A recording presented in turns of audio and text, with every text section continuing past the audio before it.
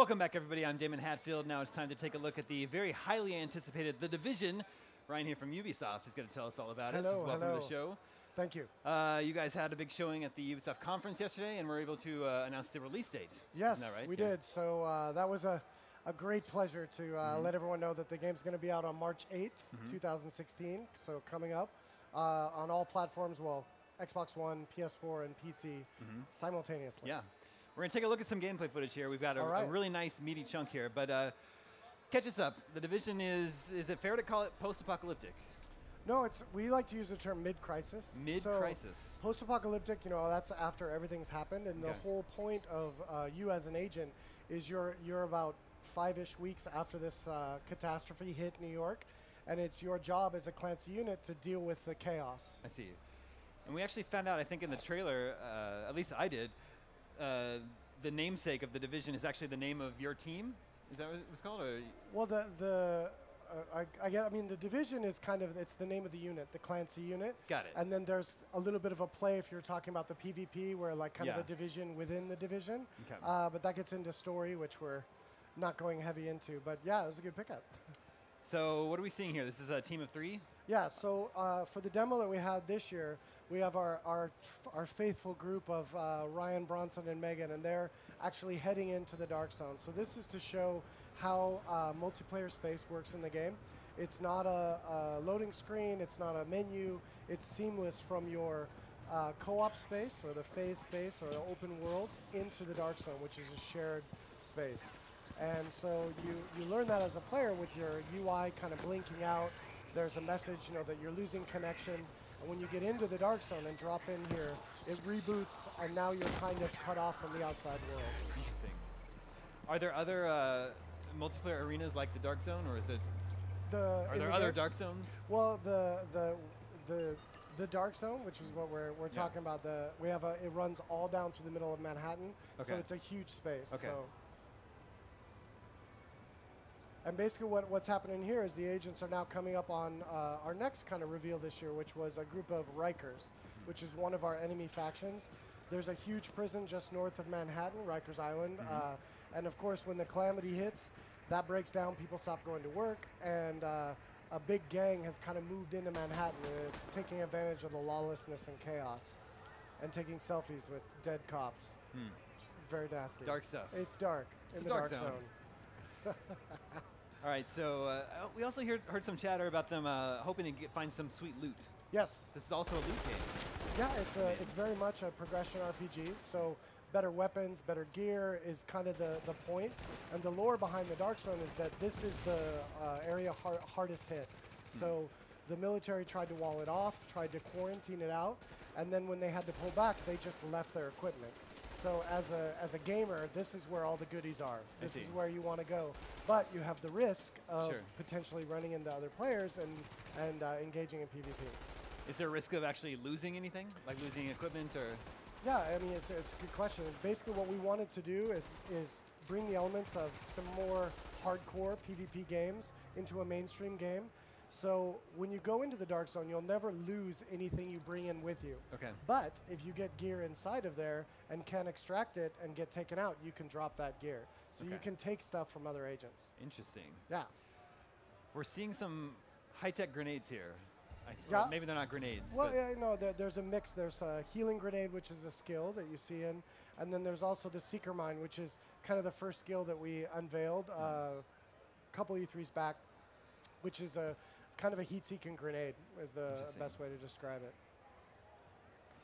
So they've neutralized the threat. And they're moving on here. So now they've got an extracted piece of gear, or a contaminated piece of gear, and they need to move to an extraction area, which this one that they go to is in Bryant Park, and these are clearly marked on the map, so they're kind of like watering holes. All the players will know where they are, so it's pretty dangerous to go there, but you need to go to the extraction area to get your gear out. Yeah.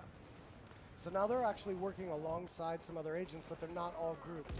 It's hard to see without the VoIP, but so we've got basically 5 agents now moving into the extraction area, and they run into some cleaners, which we unveiled last year, and these are elites, so they have an armor plating, they have more hit points, they do more damage, basically a more dangerous enemy.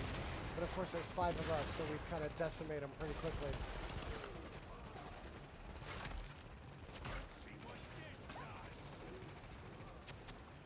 So what is the HUD telling us here? In the bottom right, is that your teammates' health? Yeah. Armor?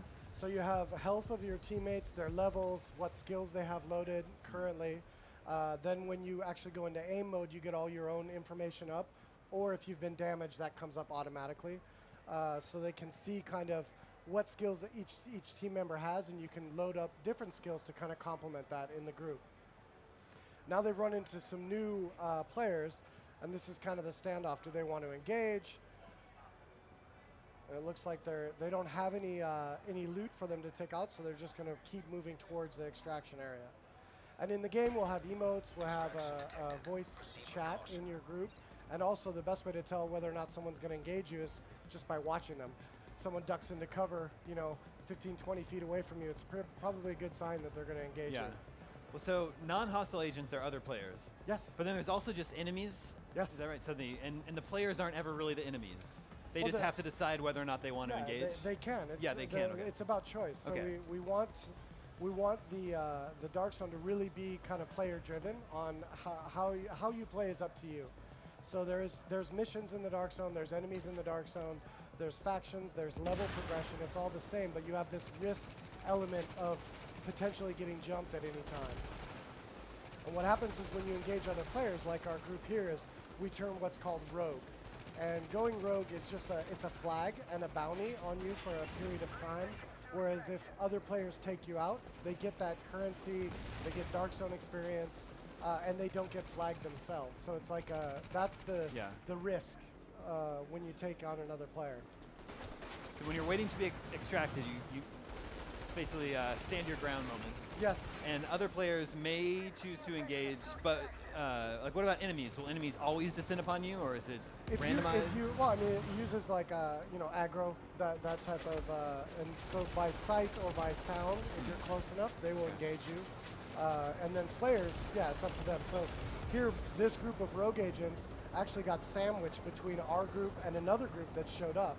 Because they're flagged rogue, they get a reward for helping us take them out. So here's kind of a decision point. These two groups that aren't together can split the loot, or they can try to take it all, which our cutthroat team here does. So we've gone rogue? Yes, so now with the ring turns red, you get an icon above your head. Everyone in your group has the similar icon. And so now that group that we just took out has respawned, and we probably need to find some safe positions here in case they try to come back. Yeah. Because now we have to do an extraction, which takes 90 seconds. So when you're playtesting, do you find how are people playing? Are they nice? Are they they want to get along? Yeah, I think it kind of depends on where you are. I mean, this for the E3, you really want to get the journalists and get the world exposed to what the experience will be in a very quick manner. Sure. So it's forced intimacy with the Dark Zone. So when people play the game, when we're testing it, it's over much longer periods of time and larger gameplay spaces. So it's not so chaotic, let's say. But the extraction areas are generally like this. If people are around, they'll be attracted to it because they want to. If you're trying to get out, that means you probably have something good. Right. And I want to check it out. Yeah. Seems like there are a lot of nice opportunities for verticality. Yeah. So it's a cover-based shooter, like that's still true to Clancy tenets, So having flanking enemies, getting elevated positions, making sure you're not exposed is all really important. Because when you're out of cover, you drop really fast. So now this group has come back, and our group, who's still flagged rogue, is kind of defending this extraction point. Oh. That was a double kill. Yes. So is that your wounded state, your bleeding out state? Yeah, you do have, when you're grouped, you have a downed state. So I have a chance to come and kind of and pop you back up before you actually fully bleed out and die, and then you need to respawn. So I think we're going to make it with this one, yes. They have survived. So now the helicopter shows up, and that the gear that we've looted off of those agents, we can now attach to the chopper. And that's going to go back to our base of operations. So now it's ours. So anything you get out is now permanently on your agent. So it doesn't extract us? No, extracts the gear. Are we free to keep exploring and finding more Absolutely. loot, or how do you know where to go? there other icons? Like there might be something good over here. Sure. So there's our map, you know, the mega map that, Yeah. that we have for the game, the big kind of in-world three-dimensional that'll always give you a good indication of where you are and where to go. And then there's activities, missions inside the Dark Zone. So it's, again, it's very much about choice. But we are a progression and level-based game, so you'll find out relatively quickly if you're pushing the limits of where you can kind of comfortably handle the content. Do we need to get to somewhere safe to see what our loot is? You need to go back to your base of operations. And you can fast travel or run back. I see. So what's our group doing now? Do we know? I think this is we're showing them kind of run off to get out of the area. So they've extracted, but they're still flagged as rogue. So other players in the area will still get a bounty for them. They can still see their location on the map, and so they're trying to get to a safe spot. Can you lose your rogue status? Yes, it's a timer. So as long okay. as you don't kill another agent while that timer's counting down, it'll go to 0, and you'll actually collect the bounty for having it gone to 0. Which is pretty fun game too in itself, a little mini game. The Division remains a very impressive looking game. I'm super excited for it. Thank you. Congratulations on the release date announcement. Yes. Again, that's March 8th? March 8th. March 8th next year. And Yes. then the beta starts on Xbox this December. Yes. And then PS4, PC shortly after that. Yes, just into the new year. Cool. Ryan, thank you so much for coming by. Thank you. That's The Division. Stay tuned. We have much more to come here from E3 2015 at IGN.